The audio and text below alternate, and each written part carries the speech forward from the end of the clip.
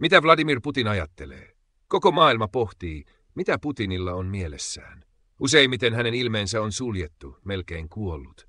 Hän pyrkii vaikuttamaan neutraalilta, ilmeettömältä, kylmä, ankara, horjumaton johtaja. Pinnalla hän vaikuttaa pelaavan valehtelun pokerspeliä. Hänen retoriikkansa rakentuu valheille. Hän miellyttää kansaansa herättämällä muistojen sirpaleita, elvyttämällä kollektiivisen alitajunnan vanhoja haamuja, vahvistaakseen omaa asemaansa. Ja me odotamme. Toivomme, että järjestelmä romahtaa itsestään. Toivomme, että kansa herää ymmärtää manipuloinnin, joka heitä hallitsee. Mutta mitään ei tapahdu. Syvemmällä Putin ei pelaa pokeraa. Hän pelaa peliä, joka on syvälle juurtunut venäläiseen kulttuuriin, shakkia. Hän siirtää nappuloitaan hiljaa, valmistelee siirtonsa huolellisesti, rakenna strategiansa valloitukselle, dominanssille ja täydelliselle vallalle kärsivällisesti. Kunnes kohtalokas hetki koittaa ja hän sanoo, shakki, Matti. Tänä päivänä, kun hänen suunnitelmansa etenee odotetusti ja tavoite lähestyy, Putin alkaa hymyillä. Hän puhuu kansalleen, antaa heille ripauksen ironiaa. Hän nauraa ääneen länsimaiden johtajien merkityksettömyydelle, näkee heidät kuin lapset koulun pihalla. Hän pilkkaa heidän viattomuuttaan. Putinilla on nyt yksi tavoite, päivittäin pommittaa Ukrainan ilmatilaa droneilla ja ohjuksilla, tarkoin kohdistaa iskuja siviileihin ja pakottaa ihmiset kaduille, vaatimaan johtajiltaan ehdotonta antautumista ja luopumista miehittämistään alueista. Mitä Venäjä todella tavoittelee, voittamattomuus? Miksi Putin antoi henkilökohtaisesti Soledarin suolakaivosten valtaamisen ystävälleen Prigozhinille ja Wagnerin palkkasotureille, jotka värvättiin venäläisistä vankiloista? Miksi ei regulaariarmeijalle? Vastaus on yksinkertainen, sillä sodan todellinen tarkoitus ei voi tulla julki. Kuten Keski-Afrikan tasavallassa, kulta ja timantit. Kun tavoitetta ei voi julkisesti tunnustaa, sen hoitavat palkkasoturit ja heidän hyötynsä jälkeen heidät voidaan uhrata. Soledarin kaivosten valtaaminen ei ollut sattuma. Se oli strategisesti keskeinen tavoite, jota ei voitu perustella pelkällä natseja vastustavalla retoriikalla. Voit saada koko armeijan uskomaan taistelevansa natseja vastaan kaupungeissa ja pelloilla, mutta et vakuuta heitä siitä, että he valtaavat maanalaisia tunneleita tulevaa sotaa varten. Venäjä ei voinut myydä tätä väitteellä venäjänkielisten kansojen vapauttaminen. Tuo kertomus ei toimi enää.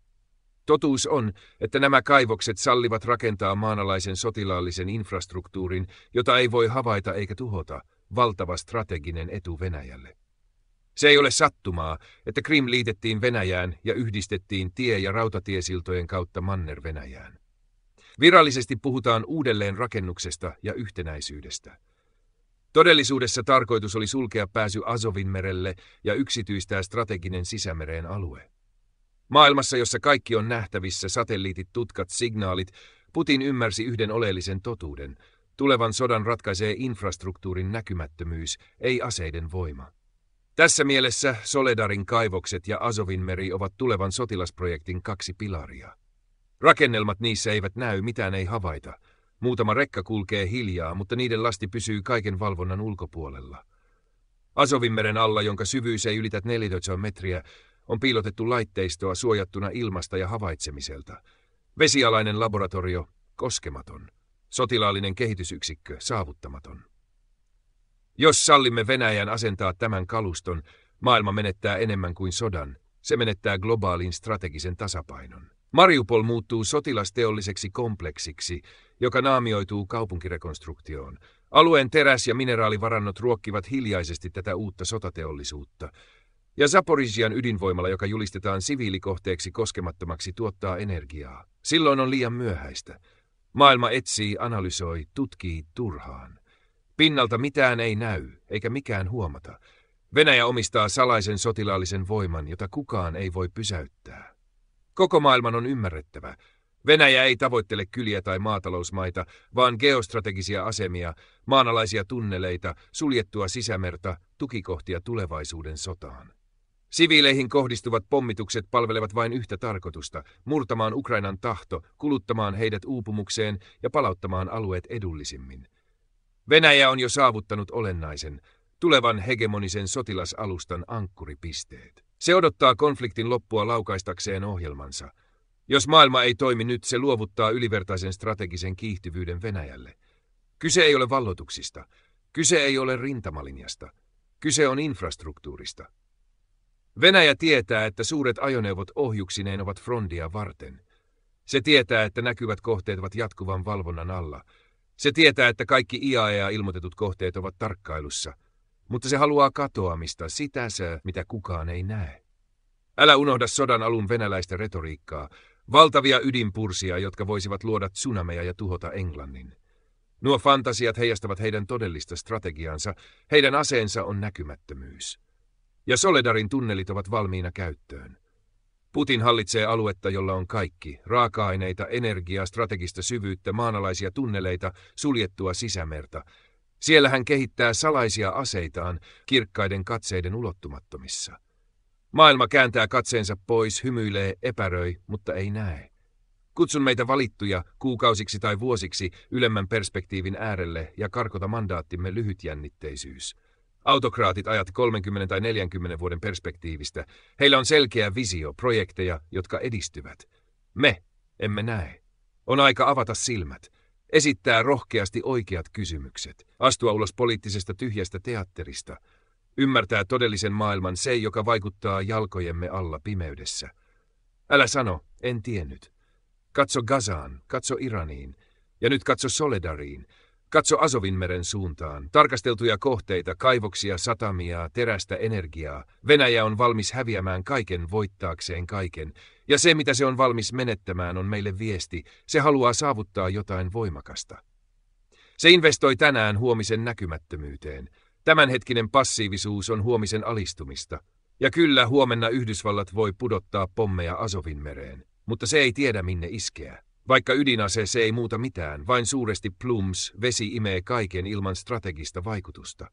Mitä te sitten teette? Etsittekö sukellusvenettä, tunnelia, komentopaikkaa? Et näe mitään. Inhimillisyys polvistuu, älä koskaan unohda. Kylmän sodan aikaan Ukraina ylläpiti ydinaseiden laukaisulaitteita kohti Eurooppaa. Sen sijainti antoi mahdollisuuden tuhota kaiken 2000 kilometriä säteellä. Ukraina oli pelin keskipiste. Meillä on vielä mahdollisuus toimia. Emme voi enää lähettää vanhoja varustekivääreitä Ukrainalle. Meidän on pysäytettävä tämä suunnitelma. Nyt emme saa sallia Venäjän pidättää liitetyille alueille ilman todella vallotettua. Itse liittäminen todistaa, että ne alueet ovat strategisesti merkittäviä. Ehdotan, että Ukraina piirtää rajat uudelleen heti, poistaa vanhentuneet rajanjakolinjat, pilkkaa venäläistä liittämistä tekemällä sen absurdi. Alueiden nimet uudella tavalla: Ranska, Norja, Espanja, Italia. Miksi ei? Jos Venäjä jatkaa sodankäyntiään hallitsemattomille alueille, se muuttuu naurettavaksi, menettää laillisuutensa ja katoaa strategisesti. Ja sitten iskemme. Tuhoamme kaikki reitit Soledarin kaivoksiin. Rikomme Kerch-sillan lohko kerrallaan.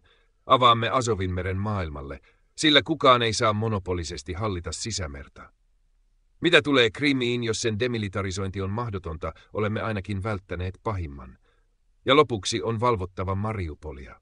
Sen siviilirakentaminen voi kätkeä hiljaisen militarisoinnin. Tämän taustalla oleva peli ylittää koko Ukrainan. Tämä ei ole alueellinen sota. Se on strateginen käännekohta, hiljainen maanalainen järjestelmällinen. Kyse ei ole rajoista, vain tulevaisuudesta. Ja jos hylkäämme sen näkemisen, se tuhoaa meidät, ääneti. Emme voi enää pyytää Ukrainaa taistelemaan yksin väliaikaisten keinojen turvin. Emme voi neuvotella illuusorisesti tasapainosta. On ymmärrettävä, että nykyinen sota ei julista itseään fanfaarein. Se rakentuu maan alle, kaivetaan syvälle, rakennetaan piilossa. Vapaa maailma, jos se sen nimen ansaitsee, ei voi enää kääntää katsettaan pois. Meillä on vielä aikaa, kyllä, mutta tuo aika ei palaa. Jokainen kuukauden hetki, jokainen päivä hiljaisuudessa antaa peruuttamattoman edun niille, jotka pelaavat maanalaisen shakin. Kaupungit voidaan jälleen rakentaa, mutta vapaus, kerran kadonnut, ei palaa.